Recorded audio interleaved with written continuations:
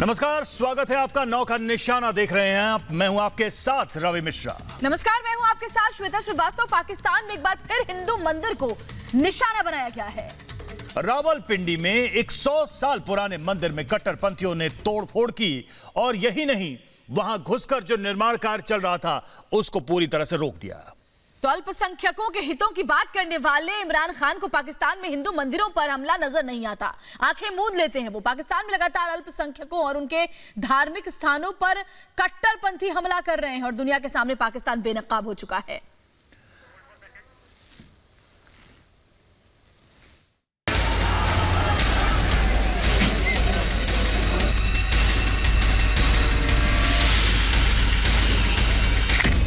पाकिस्तान में मंदिर में तोड़फोड़,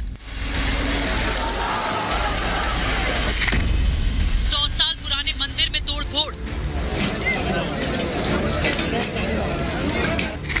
हिंदुओं का दुश्मन पाकिस्तान।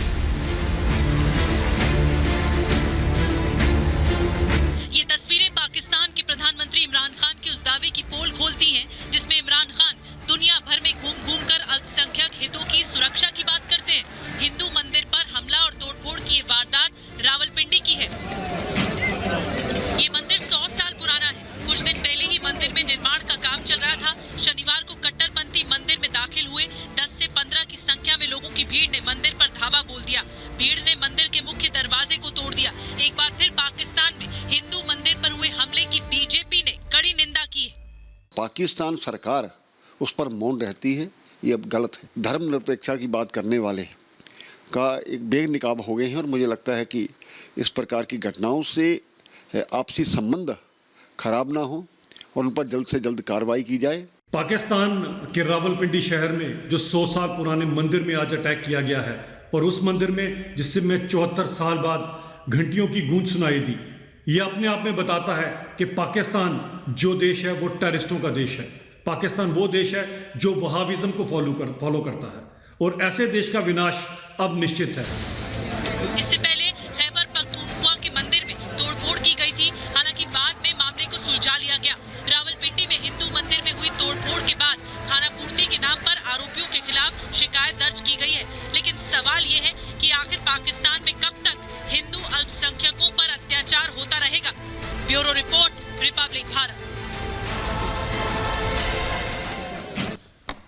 वैसे तो पाकिस्तान से कुछ उम्मीद करना अपने आप में समझदारी की बात नहीं होगी, लेकिन फिर भी पाकिस्तान जो दावे करता है और भारत की जो हर मंच पर बुराई करने की कोशिश करता है, दरअसल उसकी अपनी सच्चाई क्या है, यही चर्चा का विषय। हमारे साथ दो मेहमान जुड़े हुए हैं। आचार्य विक्रमादित्य हमारे साथ जुड़े हुए हैं, स्वागत है आपका। और महंत राजू दास भी जुड़े हुए हैं, आपका भी बहुत बहुत स्वागत है। सबसे पहला सवाल आचार्य विक्रमादित्य से।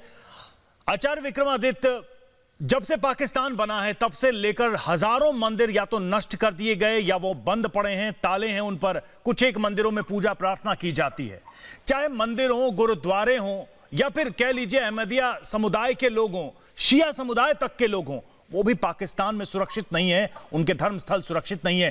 किस मुंह से अल्पसंख्यकों के हितों की रक्षा का ज्ञान पाकिस्तान और इमरान भारत को देते हैं?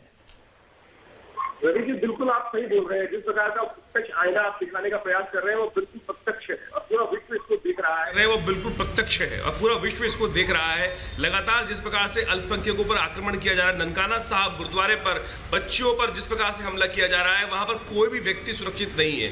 तो इस बात को हमें समझना चाहिए। ये समस्या केवल पाकिस्तान की नहीं, ये पूरे इस्लाम की समस्या है कि ये केवल दूसरे को समझने का प्रयास ही नहीं करते। जिस प्रकार से सनातन पद्धति के अंदर सर्वे भवन्तु सुखिनः सर्वे सन्तु निरामया की बात की जाती है। हर व्यक्ति को जीवन जीने का अधिकार है, अपनी मान्यताओं के अनुसार से जीवन जीने का अधिकार है। परंतु जिस प्रकार से यहाँ पर जो शिक्षा दी जा रही है, शिक्षा दीक्षा मदरसों से निकलकर व्यक्तियों के जीवन में आती है कि नहीं, केवल वही राज करेंगे और वही उन्हीं को जीवन जीने का अधिकार है। यहाँ समस्या ये मूल रूप पे ये है। रावलपिंडी में जो हमला हुआ है, उससे पहले खैबर पख्तून में जो हमला हुआ, उससे पहले ननकाना साहब में हम लोग कितने गिनवाएंगे साहब। लगातार 50 साल सत्ता आजादी के बाद से वहां पर जो स्थिति बन रही है, कुछ संख्या हजारों मंदिर थे और केवल आज 400 के आसपास मंदिर रह गए हैं वहां पर, जो पूरी तरह से जिसमें चल रहा है और वहां भी पूजा करने की इजाजत नहीं है। यही स्थिति बांग्लादेश की है। तो यह समझना पड़ेगा कि मूलभूत कारण क्या है। मूलभूत कारण मानव को मानव सोचना ही नहीं है और यही बात हमको इस बात को पूरे विश्व को समझाना है कि जिस प्रकार से व्यवस्था पूरे विश्व में आज हो गई है, इस्लामिक टेरर बढ़ता जा रहा है और बाकी लोगों को जीवन जीने का अधिकार ही नहीं मिल रहा है। तो ये इन लोगों को समझना पड़ेगा, नहीं तो ये मानव कहने योग्य नहीं है। जिस प्रकार की खबरें लगातार आ रही हैं बहुत निंदनीय है और पूरे विश्व को अब खड़ा होना पड़ेगा, इस बात को समझना पड़ेगा कि क्या बाकी लोगों को जीवन जीने का अधिकार नहीं है। इनके तथाकथित तौर पे जो शिक्षाएं दी जा रही तब होती है आचार्य विक्रमादित्य जब पाकिस्तान दुहाई देता है अल्पसंख्यकों के हित की। हमारे साथ अयोध्या के हनुमानगढ़ी के महंत राजू दास भी जुड़े हुए हैं। राजू दास जी, स्वागत है आपका रिपब्लिक भारत पर।